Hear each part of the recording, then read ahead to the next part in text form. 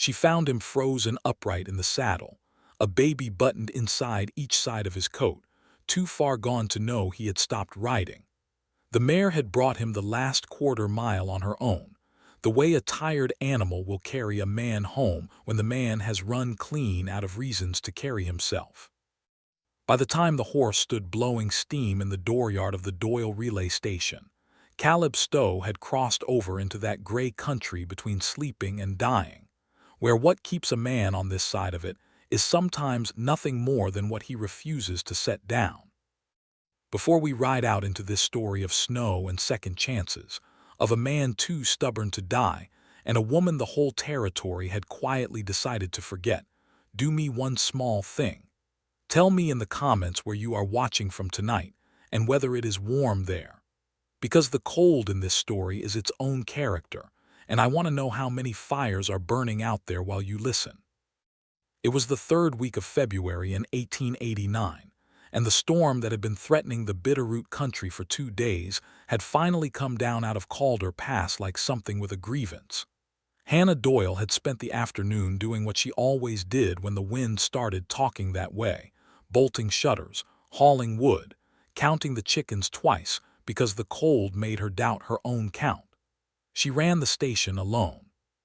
She had run it alone for the 2 years since her father dropped dead between the well and the barn with a bucket still in his hand, and she had gotten good at the loneliness the way you get good at a bad tooth, by learning exactly where it hurt and not touching it. She had her hand on the last bolt when she heard the mare. No sensible animal was out in that. She knew it the moment she heard the labored stamp of it, and she had the door open and the wind in her teeth before she had decided to move. The horse stood with its head nearly to the ground, and the man in the saddle did not move at all. He sat the way the dead sit when they have stiffened, spine straight, chin tucked, and Hannah's first thought was that she was looking at a corpse some fool had tied upright as a cruel joke. Then one of the bundles against his chest made a sound, a thin, mewling, furious little sound, the sound of something alive and very unhappy about it. "Lord above," Hannah said, and the wind took the words and threw them away. She got him down the way you get anything down that does not want to come, by main force and bad language. He came out of the saddle like a sack of grain, and the two of them went into the snow together, and only then did she understand what was strapped to him. 2 children, each wrapped tight and lashed against his ribs with a length of harness leather, so that even unconscious, even falling, his arms had stayed locked around them out of pure animal habit. His hands were claws. She could not pry them loose. She had to work the leather instead, her own fingers gone clumsy and burning, until first one child and then the other came free. She carried all 3 of them inside, the bobbies first against her own body, then dragging the man by his collar across the threshold, while the storm tried to follow them in. The hours after that ran together. She built the fire to a roar and stripped the man's frozen coat away and found beneath it a heat she had not expected, the desperate body heat of someone who had given everything he had to keep 2 small lives warmer than himself. The children were perhaps a year old, no more, 2 boys near enough alike that she did not try to tell them apart yet. She warmed milk and worked it into them a drop at a time off the corner of a clean cloth, the way her mother had once shown her with an orphaned lamb. She rubbed the man's hands and feet until he groaned. She did not sleep. She did not even think about sleeping. Somewhere past midnight the old mule, Tucker, set up a racket in the lean-to as if personally offended that the night's drama had not involved him, and Hannah went out into the wind and threw him an extra forkful just to shut him up, and he ate it and glared at her as if she still owed him something. She came back in with snow in her hair, and the man's eyes were open, just barely, fixed on the children where she had laid them in a dresser drawer beside the stove. He did not ask where he was. He did not ask who she was. He looked at the 2 boys breathing in the firelight, and his cracked mouth moved, and what came out was so quiet she had to kneel to hear it. "Still here," he said. "They're still here." And then he was gone again, down into a sleep so deep it frightened her more than the silence had. Hannah Doyle sat in her father's chair and watched the three of them until the fire burned low, and could not for the life of her have told you what she was feeling, except that it was the first thing she had felt in 2 years that was not simply the cold. He woke in pieces over the next day and a half, and she got the story the same way in pieces, because that was the only way he could give it. The first time, he managed only that his name was Caleb Stowe, and that he carried the winter mail between Hollies and the camps up the Bitterroot, and that he was sorry, ma'am, for the trouble. Hannah told him there was no trouble worth mentioning and to drink the broth, and he drank it and slept. The second time, near evening, he was clearer. He sat propped against the wall with one of the boys asleep on his chest, because the child had fussed and would settle for no one else, and he told her the rest with his eyes on the middle distance, the way men tell things they have not finished surviving. I was coming down off the pass, he said. Day before yesterday near dark, heard the mountain let go above me. You know the sound. She did. Everyone in that country knew the sound, the long low cough of a snowfield breaking loose, and the silence after that was worse than the noise. Wasn't me it took, Caleb said. It was a wagon, family coming over the pass late, which no soul with sense does in February, but I reckon they had their reasons. By the time I got down to it, there wasn't much showing. Wheel, corner of the canvas. He stopped. His hand moved on the baby's back, slow circles, more for himself than the child. I dug, ma'am. I dug with my hands till they didn't work, and then I dug with the mail satchel and then with my hands again. Found the man first. Then the woman, they were past helping. I near quit then, I'm not ashamed to say it. I was on my knees in that snow about ready to lie down in it myself. He looked at her then, and there was something in his face she would think about for a long while after. Then I heard the same sound you heard the other night, that little angry cry. They'd built a box for the young ones, see. A cradle box, lashed up under the bonnet of the wagon, padded out with everything soft they owned. Snow came down around it and never touched them. Two of them, packed in their warm as bread, looking up at me like they'd been waiting. He was quiet a moment. A man can find his strength again, he said, when something that small is depending on it. He had wrapped them against his own body and ridden through the night and the whole of the next day, not stopping because stopping in that cold was a thing you did not get up from. And somewhere in the second night the mare had carried him to her door. He reached into the breast of the borrowed shirt she had put him in and brought out a small thing, a leather-bound Bible no bigger than his palm, swollen and warped from the wet. He opened the cover with great care, and inside it, in a woman's hand, were 2 names and a date. Samuel, he read, and Eli. That's all I know of them, that and that their mother had a fine hand and kept her Bible dry until the end. Hannah took the little book and held it, and felt the names like a weight. Why here, she asked finally. There's the Prout place closer. There's Hollies if you turn the other way. Caleb Stowe looked at her for a long moment, and when he answered he sounded almost embarrassed by it. Folks talk on the mail route, ma'am. A man hears things riding. I heard there was a woman ran the Doyle station alone and never turned a cold traveler off in her life, not once, not the ones that couldn't pay. I heard she was hard as a boot heel and twice as steady. A ghost of something crossed his face. When I couldn't feel my hands anymore, yours was the only door I was sure would open. Hannah did not know what to say to that. She was not a woman people described. She was a woman people passed over, politely, the way you step around a stone in the road. She busied herself with the fire so he would not see her face, and behind her one of the boys woke and the other followed, the way they seemed to do everything together. And the small, ordinary noise of it filled the cabin like something she had been missing, without knowing the shape of the lack. A saproot came on the 3rd morning, the moment the road was passable, on a mule even older and more disagreeable than Hannah's own. He was the stage line agent, a leathery old article who had buried 2 wives and 3 partners, and seemed to regard the whole of human grief as a fixed cost of doing business in that country. He looked at the children, and he looked at Caleb mending by the fire, and he heard the story out without once interrupting, which for a saproot was a form of mourning. Calder Pass, he said when it was done, Late February, they were the Renner family, I'd wager, came through Holly's a week back asking the road up the bitter root, man, woman, 2 little ones. He shook his head slowly.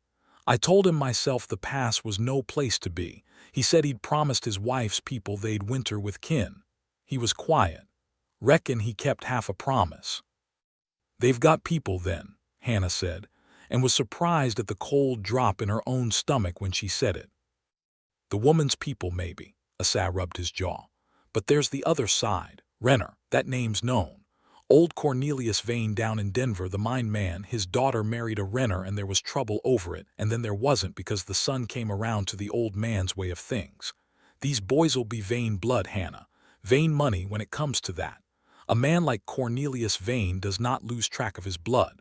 He said it the way you'd warn someone about thin ice, not unkindly but plain. Word'll travel, it always does. You best be ready for it too. And there it was, the thing that would sit in the corner of every easy hour from then on, like a guest nobody had invited. Asa stayed for coffee, which he drank with the resignation of a man who knew Hannah Doyle's coffee and had made his peace with it long ago, and before he left he said one more thing that mattered. Doc Mercer's the nearest, and that's 2 days hard if the pass holds and a week if it don't. If one of those little fellows takes sick this deep in the winter, you'll be a long, long way from help. He looked at the boys once more, and something almost soft moved across his old face. Pretty things, he said gruffly, and went out to his mule. That night, with the boys asleep and Caleb sleeping the clean, deep sleep of a man finally healing, Hannah Doyle sat up alone and did a thing she had not let herself do in 2 years. She let herself want something. She had been a girl people expected to marry once, before her mother died and the keeping of the station fell to her, before the years went by one at a time, and the young men married other girls and the territory quietly revised its opinion of her from prospect to fixture. She had told herself she did not mind. She had told herself a great many things. But sitting in the firelight listening to 2 strangers' children breathe, she understood that the telling had been a kind of lie. The way bolting a door against the cold is a lie you tell the cold, and the cold knows it and waits. I cannot keep them, she thought. They are not mine to keep. And under that thought, quiet and stubborn as a seed under snow, another one. But I could. Caleb mended and did not leave. There was reason enough for it on the surface. His mare needed rest and the mail could wait on a dead route in deep winter. The pass was treacherous. A man recovering from what he had recovered from had no business riding. But the truth, which neither of them spoke for a good while, was simpler.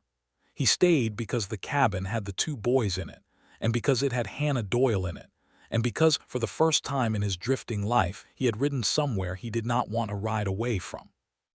He made himself useful in the particular, anxious way of a man who has never had a home and is afraid of being asked to leave one. He mended the harness. He reset the well stones her father had never gotten to. He learned to warm a bottle and to walk a fussing child in the small hours so that Hannah could sleep, and he was clumsy at it and serious about it in a way that made her bite her cheek to keep from laughing. What he could not learn, what no power on earth seemed able to teach him, was how to manage the mule.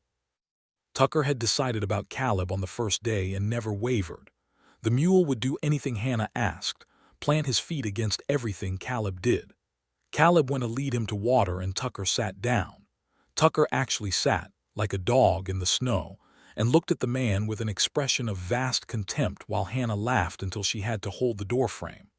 Caleb went to load the sled and Tucker stepped on his foot deliberately and leaned. By the second week it had become the established comedy of the household. The drifter who had ridden through death itself and could not get one elderly mule to walk 20 feet in a straight line. He likes you, Hannah said, watching one such defeat from the porch with a boy on her hip. He hates me, Caleb said from the snow. That's how Tucker likes a person, she said. He hated my father for 9 years and cried for a week when he died. And Caleb looked up at her from the ground, snow down his collar, and something passed between them in the cold, bright morning that neither of them was ready to name, and both of them felt.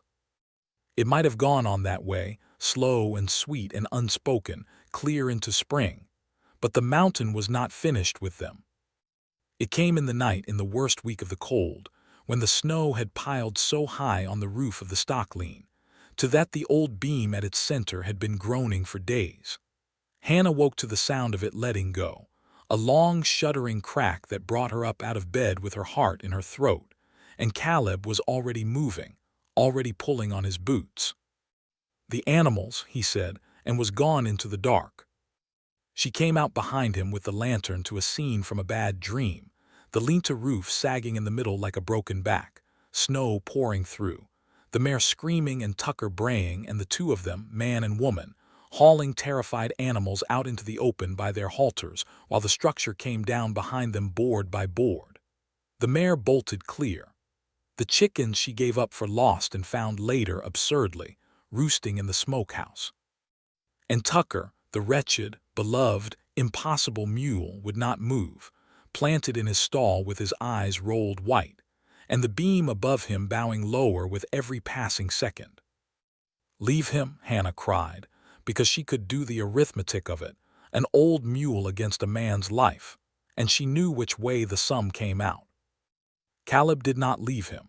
He went in under that failing roof, and he got his shoulder against the mule's haunch, and he shoved, swearing, pleading, and whatever Tucker had decided about Caleb Stowe, he changed his mind in that instant, and the two of them came stumbling out together into the snow as the last of the linta folded in on the place where they had been standing. They sat in the wreckage and the cold, the both of them shaking, the mule blowing between them like a bellows, and Hannah found that she had her hands fisted in the front of Caleb's coat, and she was not entirely sure how they had gotten there. "You could have died," she said. Her voice did not sound like her own, for a mule. "He's a member of the household," Caleb said, wheezing, and grinned at her with snow in his beard. And Hannah Doyle, who had not kissed a living soul in 11 years, leaned in and kissed him there in the ruins, with the wind howling and an outraged mule between them, because some moments do not wait for you to be ready, and this was one. When they pulled apart, he looked at her with such open wonder that it nearly undid her. "Hannah," he said, just her name, and it was the first time he had used it, and it landed in her chest like a coal. "Don't," she said, though she did not pull away. "Don't say a thing yet. Let me get used to it." And he nodded and held her there in the cold, and neither of them said anything more, and nothing more needed saying. The word came 9 days later, carried up by a saproot with a face like a closed door. "Telegraph reached Holly's," he said. "Cornelius Vane knows about the boys. He's coming north to collect his grandsons, and he's sending a man ahead of him." He paused. "Hard sort, by the description, riding in today like as not." Hannah felt the floor of the world tilt. She had known it would come. She had told herself she was ready. She found she was not ready at all. "Collect them," she repeated. "His blood, his heirs," Asas said wearily. "His to claim by every law there is, a widow ranch and a male rider against the Vane name and the Vane money." He did not finish it. He did not have to. The rider came at dusk, and everything about him said the worst. He came alone up the white road on a black horse, a big man, broad through the shoulders, with a face that had been broken and badly set sometime in the past so that it sat crooked and forbidding under a low hat. He wore a long coat, and he rode like a man who knew how to do violence and had done it. Caleb met him in the dooryard with the boys inside and Hannah at the window with her father's rifle, and the air was thin and bright and dangerous.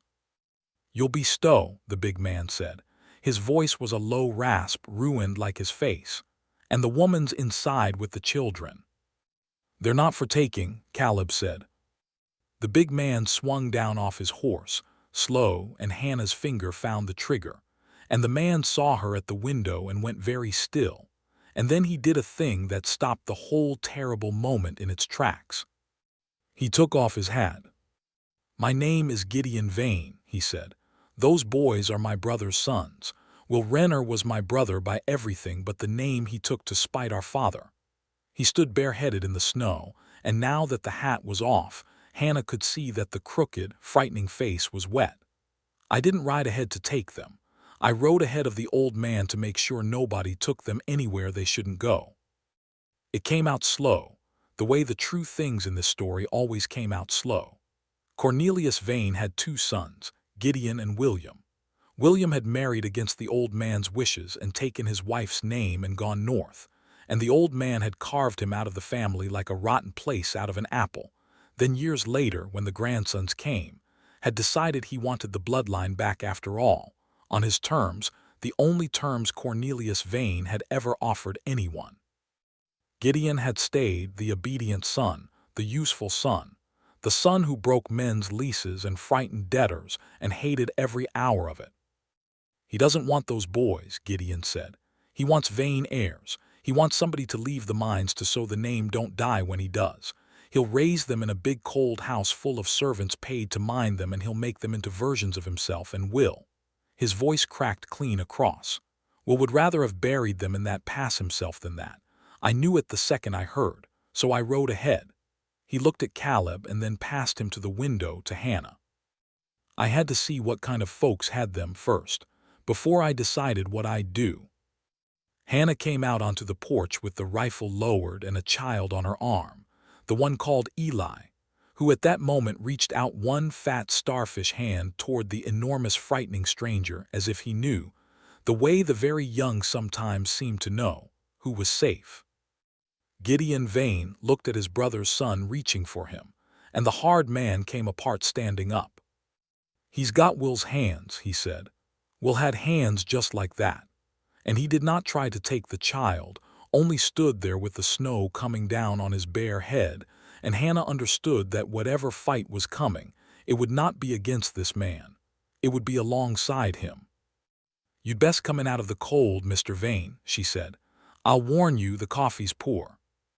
"I expect I've had worse," Gideon said, and almost smiled, and the broken face made it strange and gentle all at once. Cornelius Vane was 4 days off, climbing slowly toward them with the law on his side and a lifetime of getting what he wanted at his back, and they made what plans they could in the time they had. But the mountain, as it always did in this story, moved first. It was little Eli who took sick. He had been fretful and warm for a day, and Hannah had told herself it was teeth, the way you tell yourself the comfortable thing right up until you can't. On the second night his breath went wrong. It came in hard little wet pulls, and the heat coming off his small body was like opening a stove door. And when Hannah laid her cheek against his chest, she heard the thing she had been dreading since a saproot first named it. The rattle and crackle deep in the lungs that meant the fever had gone down where it killed. "Doc Mercer," she said, and her voice was steady because it had to be, because Samuel was watching from the drawer and frightened children make sick ones worse. "Caleb, 2 days hard. You'd have to ride the pass." She watched him understand what she was asking. She watched him understand that she was asking him to do the very thing that had nearly killed him, ride that killing pass in deep winter past the limit of his strength, and that this time there would be no fat little hand to find at the end of it, only the chance that he might bring back help before a baby drowned in his own breath. Caleb Stowe was already reaching for his coat. "No," Gideon said, rising. "I'll go. I'm fresh and I'm stronger and—" "You don't know the road," Caleb said simply. "I've ridden it 40 times. You'd lose it in the dark in the first hour and we'd lose you. Stay. Help her hold him. Mind the mule won't pull the sled for anybody but her." He was tying the leather of his coat as he spoke, the same harness leather she had cut him out of a month before. He stopped in front of Hannah, and for a moment the whole of it was in his face, everything they had not said. "I came back to you once already out of that pass," he said quietly. "I'll do it again. I'm getting to be a hand at it." "Caleb," she caught his sleeve, "if the strength gives out." "Then I'll find more," he said. "That's the trick of it, Hannah. You think you're empty and then somebody small needs you and there's always a little more. I learned that the night I learned of you." And he kissed her, hard and fast, and kissed the burning head of the child she held, and went out into the dark and the cold to ride for a life. The next 2 days were the longest of Hannah Doyle's life, and she had counted some long ones. They worked the fever the old hard way, the only way they had. She steamed the cabin until the walls ran, sat the child upright against her chest hour after hour so his lungs would not fill, dripped water between his cracked lips a drop at a time the way she had once dripped milk into a frozen man. Gideon Vane, that great broken man, turned out to have the gentlest hands she had ever seen, and he walked the floor with the boy when her own arms gave out and sang to him in a wrecked low voice old songs she did not know, and wept without shame, and did not stop. Samuel, the well twin, would not be parted from his brother, and they made a place for him close by, and the four of them passed the dark together while outside the mountain held its breath. And somewhere up in that mountain, a man rode. She did not see it, but she has imagined it 10,000 times since, and so have I, and so, I expect, have you. Caleb Stowe in the snow with the wind trying to take him off the horse, losing the road and finding it, the cold getting into him the way it had before, the strength running out of him a mile at a time. Stopping once, they would learn later, at a Snowden-lined shack, long enough to thaw his hands at a fire he built with the last dry matches in the territory, and then going on, because a child was drowning in the dark behind him and there was, as he had said, always a little more. He came down into Holly's on the second morning gray as ash and could not get off the horse on his own. They had to lift him, and the first words out of him before his own care were the doctor, get the doctor. There's a baby up the Bitterroot can't breathe. Doc Mercer came. He came fast and he came in time, by the narrowest margin grief allows, and he did what Hannah's old hard methods had only held the line for, and on the third night little Eli's breath loosened, and the rattle eased, and somewhere toward dawn the fever broke and ran off him in a sweat that soaked them both, and the child opened his eyes and looked up at the woman holding him and made, weakly, the small angry sound he had made the first night in the snow, the sound of something alive and unhappy about it. And Hannah Doyle put her face down into his damp hair and cried like the breaking of a long winter. Caleb came home on the doctor's sled, half dead again, frostbite in 2 fingers he would never fully feel again, and grinning like a fool when they told him the boy had turned the corner. Getting to be a hand at it, he whispered and slept. Cornelius Vane arrived on the morning after that, in a fine closed carriage that had no business on a mountain road, and found the household arranged against him in a way no law had prepared him for. He was a small, neat man, far smaller than his shadow, with eyes like 2 cold coins, and he came in expecting to collect property, and met instead his own son standing between him and the children with his hat in his hands and his broken face set. "Gideon," the old man said, "step aside." "No, sir," Gideon Vane said, "not this time." What passed between them is not mine to dress up, because it was a quiet thing, not a loud one, and the quiet things cut deepest. Gideon told his father plainly that he had ridden ahead and seen what kind of home the boys had found, and that he would not stand by and watch his brother's sons raised into the cold the way the 2 of them had been. He told him that as Will's only living brother he had blood claim of his own, and that he meant to use it, and that he would sign over the guardianship of Samuel and Eli to Hannah Doyle and Caleb Stowe before any court in the territory, and that if Cornelius Vane wished to fight his own surviving son in open court over the matter, in full view of every newspaper that loved nothing better than a rich man's ugly business, he was welcome to try. The old man looked at his son for a long moment. He looked at the 2 boys, who did not know him and made no move toward him. He looked at the woman and the half-frozen male rider who had nearly died twice over for children that were no kin to them at all, and whatever was in Cornelius Vane that still answered to the name of a man did the only arithmetic it had left. "They'll have nothing from me," he said at last, coldly, a threat and an admission both. "They'll have everything that matters," Hannah said, "without you, but the door's open if you ever care to walk through it as a grandfather and not a creditor." He did not answer that. He turned and went back to his fine cold carriage and rode south, and as far as this story knows, he never came north again, and that was his loss, and he was, perhaps, the only one in the whole of it too small to know what he had lost. They were married in the spring, when the pass opened in the little church at Holly's, with a Saproot standing up for Caleb and Doc Mercer giving Hannah away and Gideon Vane holding a boy on each great arm in the front pew, weeping again, because he had turned out to be a man who wept easily once he had been given permission. It was a plain wedding. Hannah wore her mother's good dress and Caleb wore a borrowed coat, and the vows were the old ones, for better and worse, in sickness and in health, and they had already done a winter's worth of both, so the words felt less like a hope than a report. The years rolled on the way the seasons do in that high country, hard and bright and fast. The boys grew.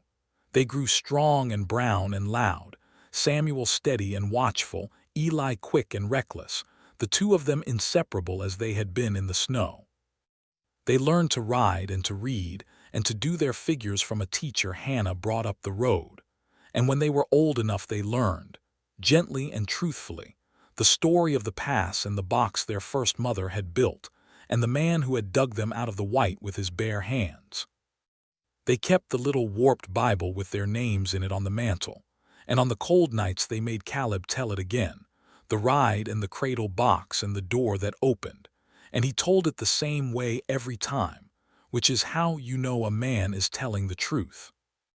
Gideon came every summer and stayed the whole of it, and the boys called him Uncle, and he taught them to whittle and to set a snare and to throw a punch, all the things he wished someone had taught him out of love instead of use. And Tucker, the mule, lived an outrageously long time and went to his grave still refusing, to the very last, to walk anywhere Caleb Stowe asked him to, so that grown men in that valley would come from miles around just to watch the spectacle of a respected family man being defeated by an ancient mule. And Caleb bore it with the patience of a saint and the language of a teamster, and the boys laughed until they fell down, every single time. On a warm evening years on, the two of them sat out on the porch they had built together, watching the boys race horses across the long gold meadow where there had once been only snow, their laughter coming back to the house on the wind. "Do you ever think," Hannah said, "what would have become of us, if your mare had turned the other way that night, toward Holly's, toward anyone else?" Caleb thought about it the way he thought about everything slow and complete. "I think," he said, "that I'd have died in that pass an empty man, and you'd have run this station alone another 40 years, and the whole territory would have gone right on never noticing either one of us, two folks the world had set aside." He took her hand, the one with the two fingers he couldn't feel, "and those boys would be under the snow. Funny thing, took the two people nobody had any use for to be the ones who showed up. That is the whole of it, or near enough. Not a story of guns and last stands, though there's plenty of those. Just a story about who comes when the call goes out in the dark. It is an easy thing to be the one people expect to save the day. It is a harder and a finer thing to be the one the world has quietly written off, the spinster at her lonely station, the drifter with nothing to his name, and to hear the cry in the snow anyway and go toward it. The mountain breaks whom it will. The cold takes what it can. But every so often, against all the arithmetic of the world, a man too stubborn to die carries two small lives to the one door he is sure will open, and behind that door is exactly the person no one thought to count on, with the fire already lit. The story might have ended at a buried wagon in Calder Pass, with 4 souls under the snow and 2 more waiting to follow. Instead it ended here, on a warm porch in the long gold evening, 2 boys racing horses home to supper, and 2 people who had been set aside watching them come, grateful and whole and home at last. Because belonging, it turns out, is not a thing your blood hands down to you. It is a thing you dig out of the snow with your bare hands, and carry until your strength gives out, and trust someone to be standing there to take from you at the end of the ride. And someone always is. You only have to be the kind of door that opens.